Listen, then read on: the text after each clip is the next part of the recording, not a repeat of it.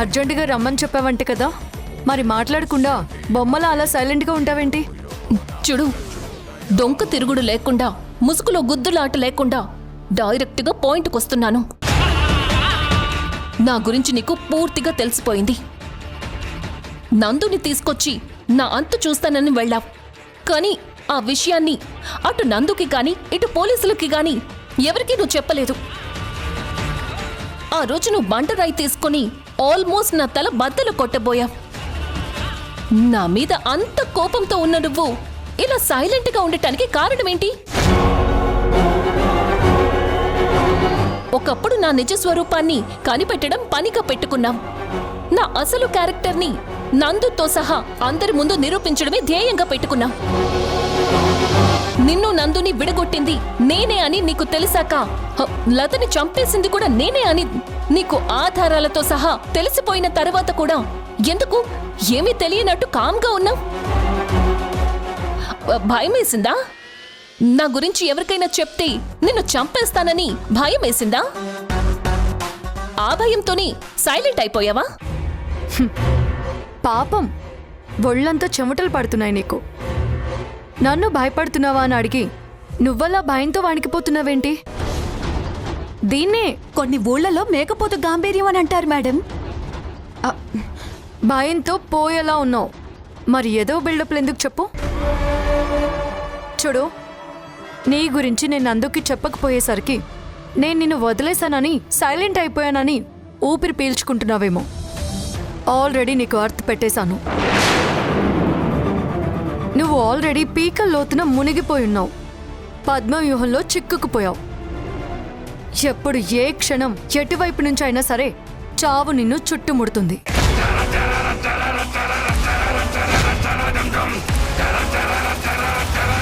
ఈ క్షణం నుంచి నువ్వు చావడానికి కాదు, బ్రతకడానికి భయపడుతూ ఉంటావు.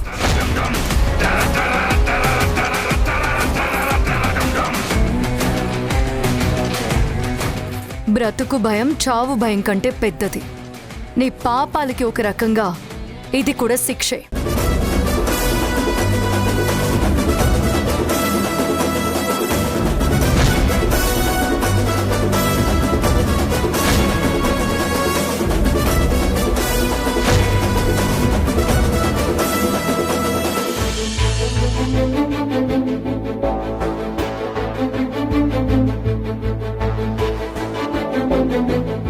అమ్మగారు, నేను 2 రోజులు పనిలోకి రాలేనమ్మగారు. ఏమైంది కనకం? ఆరోగ్యం ఏమైనా బాగోలేదా? అదేం లేదమ్మా. మా కోడలికి క్షమాపణ చెప్పి మా ఇంటికి తెచ్చుకోవాలమ్మా. ఊరెళ్తున్నాను. ఊరెళ్ళి క్షమాపణ చెప్పే అంత పెద్ద తప్పేం జరిగింది? ఒక చిన్న అపార్థం అమ్మా. బంగారం లాంటి మా కోడలు ఇంట్లోంచి వెళ్ళిపోవడానికి కారణమైందమ్మా. 2 నెలల క్రితం మా ఇంట్లో 5,000 పోయాయమ్మా. కోడలు బయట నుంచి వచ్చింది కాబట్టి తనే దొంగతనం చేసుంటుందని నేను నా కొడుకు నమ్మాం. అత్తారింటిని మోసం చేసిన కోడలు మా ఇంట్లో ఉండాల్సిన అవసరం లేదని ఇంట్లోంచి బయటికి గింటేశాం. కానీ ఆ డబ్బులు తీసింది నా మొగుడు సచ్చినుడని, మా కోడలు ఎలాంటి తప్పు చేయలేదని ఈరోజే తెలిసిందమ్మా. మా కోడలు మంచితనం అర్థం చేసుకోలేక మేమెంత పెద్ద తప్పు చేసామో అర్థమైందమ్మా. అందుకే నా కోడలికి క్షమాపణ చెప్పి ఇంటికి తీసుకొస్తానమ్మగారు. వెళ్ళొస్తానమ్మా. అలాగే, వెళ్ళిరా.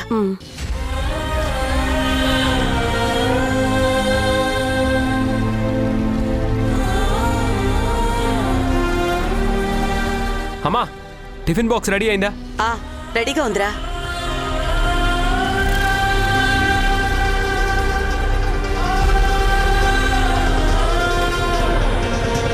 తీసుకో నందు. బాయ్ అమ్మా.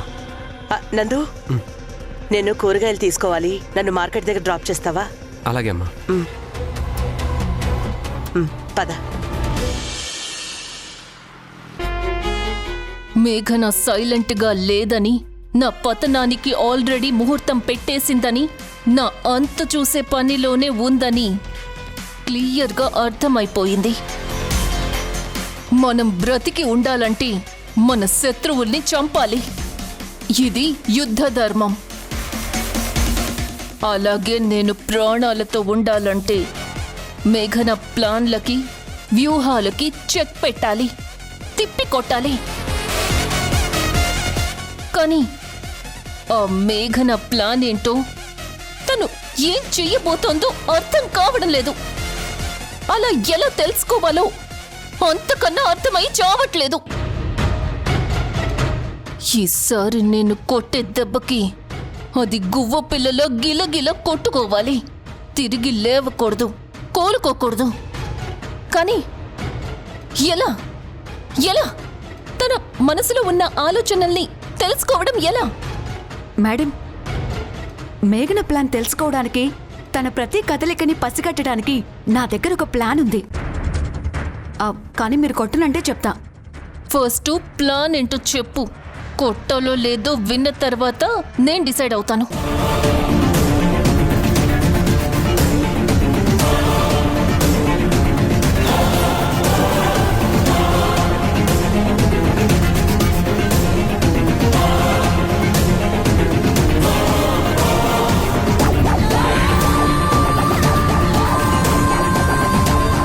అది మేడం ప్లాన్.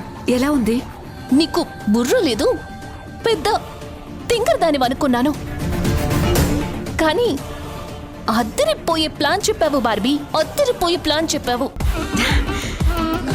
ఈ ప్లాన్తో మేఘన ఆలోచన ఏంటో తెలుసుకోవచ్చు. నా విషయంలో తను ఏం ప్లాన్ చేసిందో అన్ని అన్ని కనిపెట్టొచ్చు. అప్పటికప్పుడు తిప్పి కొట్టి దానికి దిమ్మ తిరిగిపోయి షాక్ ఇవ్వచ్చు.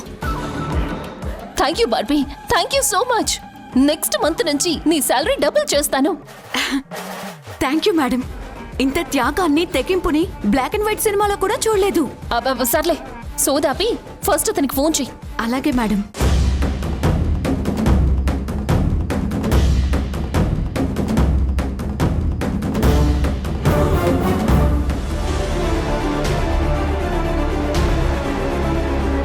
అమ్మా, నువ్వు అనుకుంటున్నట్టు వదిన నిజంగా తప్పు చేస్తే ఉంటే సాక్ష్యాలు సంపాదించడం కోసం రాత్రి బౌళ్ళు పిచ్చి దానిలో అటు ఇటు పరుగులు పెడుతున్నా చెప్పమ్మా. తన మీద పడిన నింద అబద్ధమని నిరూపించడం కోసం అంతలా అవసరం పడుతున్నా చెప్పమ్మా.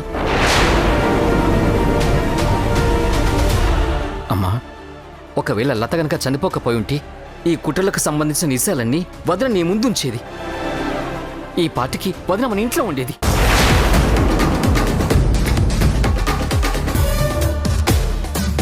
కానీ ఏదో ఒకరోజు వదిన మీ అపార్థాలన్నిటికీ సాక్ష్యాలతో సమాధానం చెప్తుంది. ఎవరో చెప్పిన మాటలు విని తనని మీరు అవమానించారని, నిందలు వేశారని మీకు అర్థమయ్యేలా చేస్తుంది. కానీ ఒక్క మాటమ్మా, వదిన తప్పు చేయలేదో నిరూపించుకున్న తర్వాత నువ్వు తన ఇంటికి పిలవడం గొప్ప అనిపించుకోదు. మా కోడలు ఎలాంటి తప్పు చేయలేదు అని నమ్మి ముందే ఇంటికి తీసుకెళ్లడం పెద్దరికమవుతుంది.